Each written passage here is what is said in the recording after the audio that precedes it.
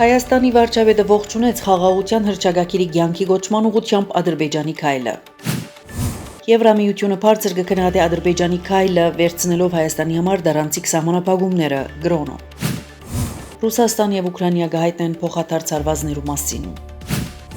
Ֆրանսիայի նախկին նախագահ Նիկոլա Սարկոզին ժամանած է Փարիզի Սանտե Պանտ։ Փարիզի թադախազությունը Լուվրի կողծված զարդեր 88 միլիոն եվրո գնահատած է։ Թուրքիա խորհրդարանը հաստատած է Սուրիո եւ Իրաքի մեջ թուրքական զինված ուժերու լիազորությունը 3 տարիով երկարացկելու մասին բանաձևը։ Իսրայելի, Ամերիկայի եւ Եգիպտոսի միջև անհամաձայնություններ կան Գազայի մեջ հրաթաթարի երկրորդ փուլի հարցով։